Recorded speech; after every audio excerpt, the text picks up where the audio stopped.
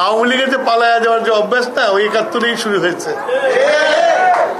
71 সালে তারা পালিয়ে চলে গেল ভারতে। বাংলাদেশের 7 কোটি মানুষ একদম কেউ রক্ষা করার মানুষ নাই, তাকে প্রোটেক্ট করার কোনো লোক নাই। যাদেরকে ভোট দিয়েছে তাদেরকে খুঁজে পাচ্ছে না। আমরা তখন আন্ডারগ্রাউন্ড হয়ে গেছি।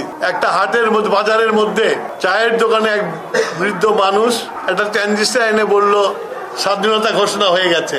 এক মেজরের স্বাধীনতা ঘোষণা করছে। তা আমরা সবাই ওই ট্রানজিস্টারের সাথে কান লাগায় দেখলাম শহীদ প্রেসিডেন্ট জিয়াউর রহমান ঘোষণা করছে, I Zia declare independence of Bangladesh. এই ঘোষণা আসার পরে সারা বাংলাদেশের মানুষ জেগে উঠলো। বাংলাদেশের মানুষ ভেবেছিল আমরা নিরস্ত্র, আমাদের সাথে এরকম ট্রেন্ড আর্মি তো নাই। যখন দেখলো যে বাংলাদেশের সেনাবাহিনী নেমে গেছে, বাংলাদেশের সৈনিকরা নেমে গেছে মেজর জিয়ার নেতৃত্বে, তখন বাংলাদেশের মানুষ ঘুরে দাঁড়ালো এবং মুক্তিযুদ্ধে যাওয়ার শুরু করলো। That was the beginning. ইতিহাসকে কোনোদিনও মুছে রাখা যায় না। ইতিহাস কোনো সেটেল জিনিস না। জিয়া ঘোষণা করেছিল, বাংলাদেশের মানুষের মধ্যে একটা স্পিরিট এসেছিল এবং বাংলাদেশের মানুষ যুদ্ধে ঝাঁপিয়ে পড়েছিল। এইটাই হলো বাস্তবতা, এটাকে মানতে হবে।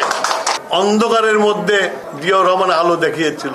তারপরে আপনারা যদি তখনকার স্বাধীন বাংলার বেতারের কথাগুলো শুনবেন তো প্রতিটি অ্যাকশন হচ্ছে, সেই অ্যাকশনে জিয়াউর রহমান নেতৃত্ব দিচ্ছে।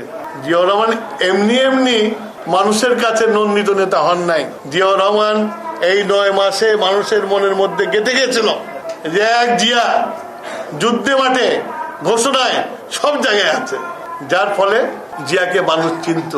এবং যখন শেখ মুজিব মারা গেলেন তখন মানুষের কাছে একমাত্র আলো ছিল জিয়াউর রহমান। সেই জিয়াউর রহমানকে তারা বন্দি থেকে মুক্তি করে নিয়ে এসে ক্ষমতায় বসিয়েছিল। এবং আজও বাংলাদেশের অর্থনীতি যার উপরে টিকে আছে, এই সব রিফর্ম জিয়াউর রহমান সাহেব করেছিল। বাংলাদেশের রিফর্মার বলতে গেলে জিয়ার চেয়ে বড় রিফর্মার বাংলাদেশে জন্মগ্রহণ করে নাই।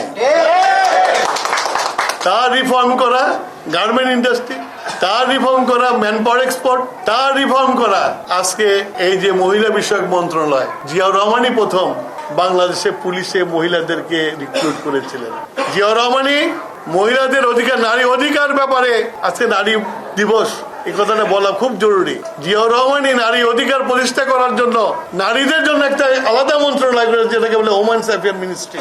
শিশু অধিকার এস্টাবলিশ করার জন্য শিশুদের জন্য একটা মন্ত্রণালয় করেছিল, শিশু মন্ত্রণালয়, নারী ও শিশু মন্ত্রণালয়। এবং শিশু একাডেমিও জিয়াউর রহমান সাহেব করেছিলেন। তো রিফর্ম কি? রিফর্ম তো জিয়াউর রহমান বললেই তো রিফর্ম হয়েছে, দেখা যায় কি রিফর্ম হয়। আর তার পাশে এখন আমাদের নেতা তারেক রহমান 31 দফা দিয়েছে। এরপরে তার রিফর্মের কোনো প্রয়োজন আছে মনে নাই। আজকে আমি খুব ব্যথিত।